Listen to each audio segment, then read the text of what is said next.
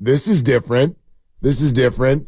Check this out. Chris Sims, who, again, if you're not sort of familiar with all the connectivity here, Chris Sims does a lot of stuff with Pro Football Talk and NBC and Florio and all of that. Right. Former quarterback, big-time Texas Longhorn. Kyle Shanahan's roommate there or you just go. teammate? Kyle Shanahan's very, very close friend when they played at Texas. And then Chris goes into the NFL, doesn't do much now as an analyst. But when you hear him talk about Kyle Shanahan, it's always a little bit different. It's not like any sports media person talking about Kyle Shanahan. You run it through the filter of, dude, these guys are tight.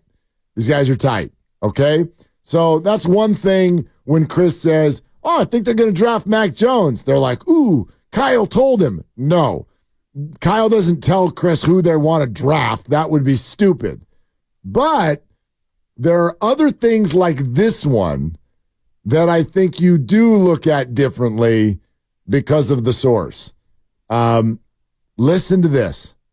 The way the 49ers acquire players. Who's in charge? This is much respect for John Lynch, right? Big part of the organization. Now, this is the thing where I've told people this sometimes, and I still think they're shocked about this, or they don't understand this, right? Kyle Shanahan's picking the players. Kyle Shanahan is the GM of the 49ers. He has absolute total power, right? So it's not the way to take away anything from, a John Lynch or just like a Brett Veach of Kansas City. Andy Reid gets final power call, right? There's a few of those in the NFL, right? So it ain't Peters or Lynch.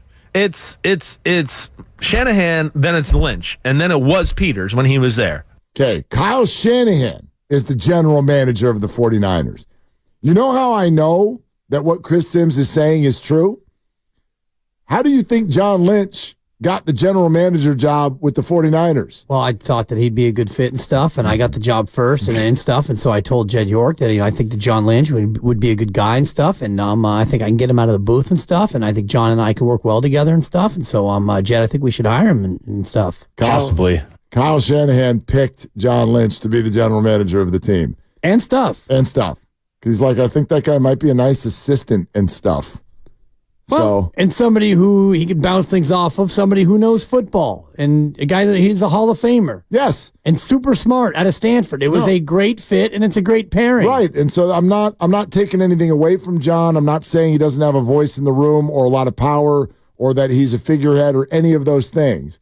But I think this is interesting, and this conversation will go somewhere too. There's also a ... and check this out. But Kyle Shanahan runs the show. And so I know how a lot of people think when we're talking about this stuff. And so some of you, I bet right now, are like, see? And that's why it's on Kyle if they don't win it all. Okay, not wrong. Couldn't I also argue that roster, which every single person who watches football would say, that thing is stacked. Sexy. That thing is a delicious roster. Okay? Who gets the nod for that? Why is the roster so good? Especially when he walked into the room to get interviewed. Famously, the story goes, well, Kyle, what do you think? What would you do? He's like, well, your roster's terrible. Yeah. You have no talent here. So let's start there. And what are we? Is this year 7? Is it 7 years for Kyle? I think he just finished year 7. Okay. So in 7 years, and by the way, it didn't take this long because he was in a Super Bowl, 4 years ago also. Like, this roster, Kyle did this. And there have been major mistakes, starting with Trey Lance. And we could go on, and Reuben Foster and Solomon, and we could go on and on and on. There have been major mistakes. But I would argue there have been a lot more interesting finds. My God, has crushed the late rounds from Dre Greenlaw to George Kittle to Brock Purdy. And then you go into the free agency and all of that. Charvarius Ward and the Trent Williams trade and Kyle Juszczyk and everything else that they've done, the drafting of those two receivers, Deebo Samuel, Brandon Ayuk, who we love so much. Kyle Shanahan. It's on Kyle Shanahan's watch. He's the one who is running the show. Right, and you can see it in the draft, and you get to 31, and everyone's thinking about what they should do or might do, and he takes a receiver because he thinks that they probably need to bolster the receiver room, and he likes the player, and so that's the direction they go. And he even mentioned it about last year. He looked at the roster, and he realized that, the one need they had was kicker, so he took a kicker in the 3rd round, and he doesn't give a crap what you think about that. That's right. And what's funny about that is it's a little bit ruined the NFL draft for me because I get the whole fun, and you know this. We joked about it. I'm not a huge draft guy. Like, I don't want your draft grades the day after. I don't care. You don't know. You think you know. It's just content, and because people are interested. But the whole game of the draft is, right, as your team approaches, you're like, I hope they get this guy. I hope this guy. And the other thing we do is we need an offensive tackle. So I hope they take a tackle. And we'll say that without knowing a damn thing about who the fat guys are who are available at that pick. We need an offensive tackle. They should take it to, oh, crap, they took a receiver. And that's the fun of the draft. I don't ever look at it that way. I literally just wait until it's their pick, and then it's like that gif of the guy eating popcorn. Just get your popcorn ready. Like, I just want to see what happens. I'm not like, I go in with no expectation whatsoever. And I'm like just a dumb person. Like, well, let's see what Kyle does. Oh, okay. Ricky Pearsall. Well, I trust Kyle. Right. He's going to be right more often than not, so let's go with that. Well, you can do that when you're picking 31. Yes. And when you trade up to number 2 and you end up taking Trey Lance, then that's all the excitement's going to be swirling in a different way because you made that trade to move up, and now they're going to take a quarterback, and which one? Is it going to be Mac Jones? They can't possibly take Mac Jones, can they?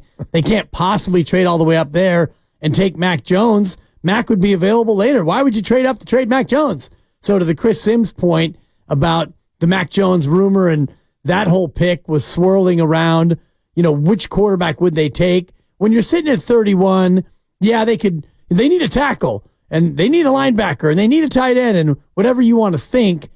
You get to 31 and you're going to take the best available when you're a team that's already stacked. So the Pearsall thing, right? So they take him. Yeah. And then I saw this earlier this week. And this is my thing now. This blurb that I'm about to read to you, this is what media will be like in hell if I ever end up there. Wow. I hate this stuff. This is so stupid to me.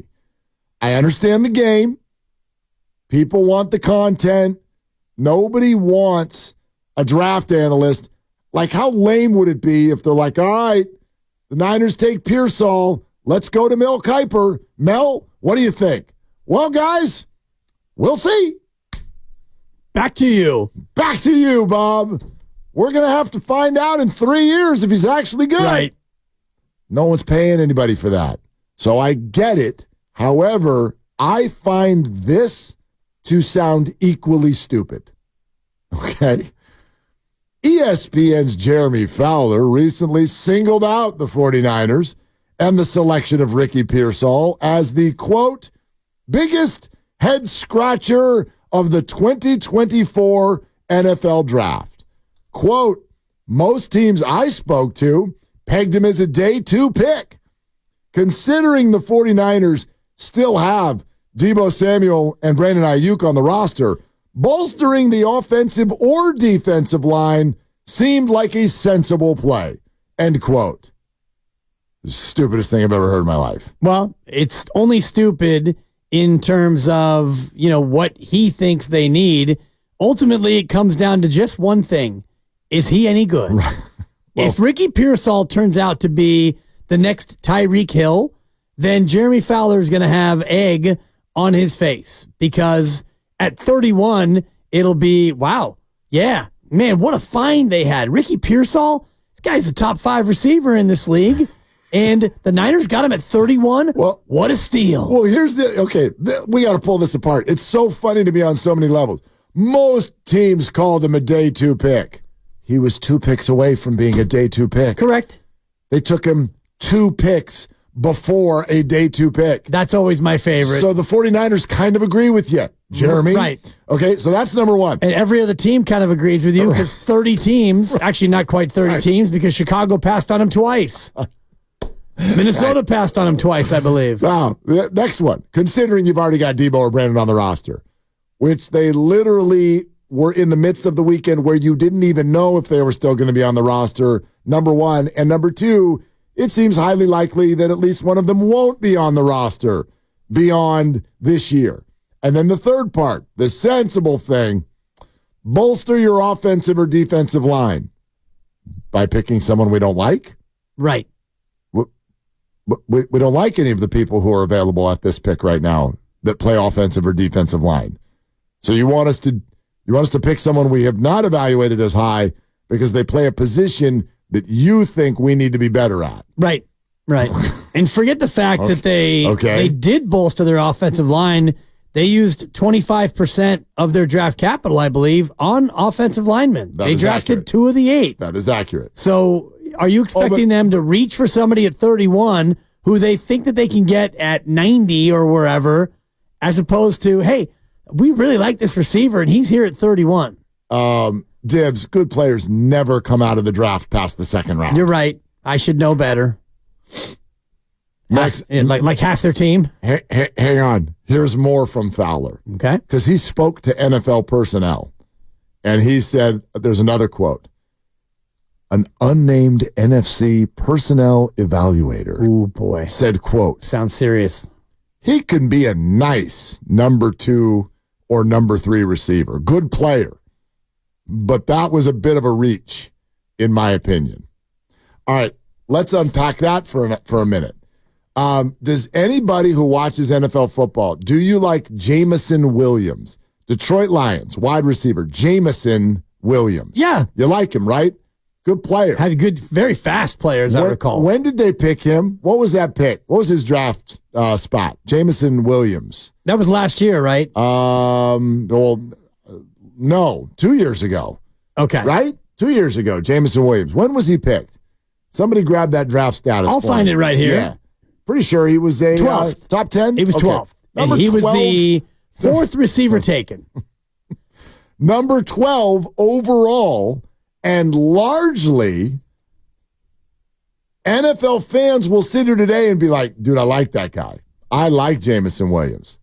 It's been 2 years. What's the tail of the tape? We've got a gambling suspension. Okay. We've got a major injury. And what is he? What is he on the Lions? He's their 3rd receiver.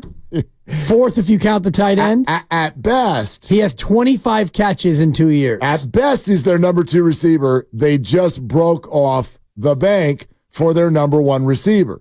But here's the evaluator talking about pick number 31 saying, I mean, he could be a nice number 2. Good player, but kind of a reach. I would argue if you get a really good number 2 receiver at number 31, bravo, Bob. That's a pretty important position. Right. Your number 2 receiver. Look around the league. Justin Jefferson's team was like, we'll take Jordan Addison, please. Let's do that.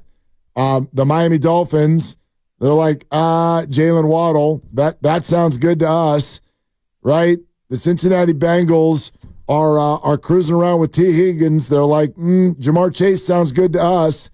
Like, if Ricky Pearsall a year and a half from now is a quality number 2 receiver in the 49er offense, home run pick. Home run. Right. Total home run. And I'm looking at that same draft that you were just referencing, the 2022 draft, George Pickens, 2nd rounder. That's a home run pick for Pittsburgh. He's been fantastic as a 2nd round receiver. Yes. It's pain in the rear, but right. Yes. But he's been productive. He's a very good player. He's a very good player. Rashad White, Tampa Bay, in the 3rd round. they're probably very pleased with that pick as well. And it goes on, and you look all the way down the draft. Like you said, you can find value later in the draft. Romeo Doubs was a 4th rounder. They got Christian Watson and Romeo Doubs in the same draft. Neither of them in the first round. Right. They were a day 2 and a day 3 pick, respectively. I think Green Bay's pretty pleased with their group right now. Totally. And I'd argue if you've got a good offensive system and a good quarterback, then a lot of receivers can produce. A lot of them, right? Well, like, we have to admit that with receivers as well. They can be sort of reliant on what's going on around them. I know we say that about quarterbacks sometimes where we're like, well, who's his weapons? Right? The Bears, for years, they never have any weapons. Well, a very good quarterback in a good system can also produce weapons. Like those weapons, right? Tom Brady's receivers were like good, and then they would go to another team, and then they weren't good anymore. Isaiah Pacheco was pick number 251 in Kansas City. Yeah. I believe he was the starting running back for the Super Bowl winning Chiefs. I think he's got 2 rings. That's accurate. 2 rings in 2 years. And they also took Sky Moore in that same draft, which, but, Super Bowl champ. And he's a guy who's in a system, and he, didn't have to be dominant to play and get a ring. So a couple rings for Sky Moore as well. One more quote, and this one will excite you. You're piling on Fowler pretty good here. Well, he does say one unnamed AFC executive acknowledged the appeal of picking Ricky Pearsall. Ready for this quote? This one is going to both anger and excite you at the same time. I'll tell you how I feel. Don't tell me how to feel. This is going to excite you and anger you. I don't do anger anymore, Mark. You're angry, Dibs. And that's awesome. I'm angry, Jeff. That's awesome. Thank you. Mark really can't survive that when you play it. I have no chance when you play it. I have no chance. Okay. All right. The unnamed AFC executive says about Pearsall, quote, they wanted a route runner like the Rams have in Puka. Woo! Probably see him in the exact same role. Okay, let's go. That doesn't anger me at all. Yeah, it does, because I won the fantasy league because Puka Nacua, because I got him on waivers the first week because I automatically got first waivers because of where I drafted. What do you think about that? I'm angry, Mark. I'm angry, Jeff. Exactly. That's awesome. It's awesome. It does anger me a little awesome. bit. Yeah. All $1,000 was awesome. Yeah. It really was. It's just, I'd like to say I'm over it, but I think the 3 of us, the 4 of us, I can't see Lucas, but he knows I'm not. I'll never be over it, but... So you're excited and angry. I was right. I am excited because Puka Nacua had not only a good year, but an historic year. Unbelievable player. Best rookie year in history. 4th rounder? 5th rounder? That sounds right. I wonder who was scratching their head. Right. It's a reach. When that... I hate that phrase. What does that even mean? It's a reach. Like, yeah, you had to reach for the phone to call the kid that you really, really like, and you picked him. You know what I mean? Like, here's another way of saying this. What if the Niners had picked Pearsall in round 2? Because he's a day 2 pick, Dibs. I like the pick. What if they'd picked him in round 2 and he sucked out loud? Then what would you say? Bust. Of course. You'd still be upset. You'd still be upset no matter when you get him. We're all still upset about the 3rd round running backs that they've been taking the last handful of years. Puka was a 5th rounder. 5th. And the 20th receiver taken in the NFL draft. He's a 20th. Star. He's a star. He's so good. Taken after Jalen Hyatt, Josh Downs, and Michael Wilson. So, like, not to mention Tyler Scott and Charlie Jones. When you argue, when he says it like that, they wanted a route runner like the Rams have in Puka. So, in other words, somebody who is very, very defined and talented with the way they run the routes. I would argue that means to me, like, if Pearsall was a Panther, maybe you're right. He might stink. Because what does that do for you? You have a quarterback who can't even function. You have an offensive line that cannot create an offensive play. But if you put Pearsall in with the 49ers, and we got running backs and a quarterback and other receivers and a tight end and an offensive line and Trent Williams and blah, blah, blah, and you're a fine route runner, dude, you're going to crush it. So in many ways, like, teams are not drafting the same player.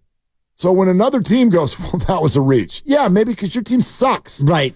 But on this squad, that dude's going to produce because we got a coach and a quarterback and an offensive system that does really well in this league. And two receivers who are both really, really good. So you don't have the same expectation that even the Rams had with Puka Nacua, because you had Cooper Kupp. He was hurt for a lot of the year. And so you needed Nacua to come in and do what he did. It was out of desperation, a little bit like the way TJD emerged and Podziemski with the Warriors. It was a need that got filled. The Niners likely, hopefully, knock on wood, won't have that need. So maybe it's a little bit of a redshirt year for Ricky Pearsall. Maybe. I expect Ricky Pearsall to be a part of this whole thing this year. Of course. I really do. But I don't think that he'll play. If Debo and Ayuk are both mostly healthy, I don't think he plays more than Jawan Jennings did last year, which is 33% of the snaps. But I wonder if they've got new wrinkles this year. Like, I'd say this. If I'm Kyle Shanahan and the 49ers, I come out of this last year, this experience, you lose to Patrick Mahomes again, and now Brock Purdy is turning into an experienced quarterback, still very young. But now we've got a season and a half under our belt and 2 playoff runs. I am looking at this year and thinking, I think Christian McCaffrey needs fewer touches and Brock Purdy needs more throws. That's what I'm doing this year. We're not worried about UCLs anymore. Christian McCaffrey is approaching 30. We probably need to be more dynamic in the pass game. We need to scratch that itch a little bit. You need to bolster that. If you want to be able to get to a Super Bowl and a Mahomes or an Allen or a Burrow or whoever are waiting for you, we got to be able to go toe-to-toe with that and be a little bit more dynamic in the passing game. And maybe Pearsall helps out with that. Maybe you're going 3 wides a lot more. I don't know. Yeah, I don't think so. I don't know. We can talk about this as we get closer, but I think when push comes to shove, it'll just be more running. Maybe it's Garendo, and maybe you get more Eli Mitchell. I think you're still going to run it more than you pass it because that's the Shanahan way. Wasn't it like almost 50-50? I mean, they ran it more than they passed. One of only 3 teams to run it more than they threw it. But like barely. One of 3 teams, Mark. I hear you.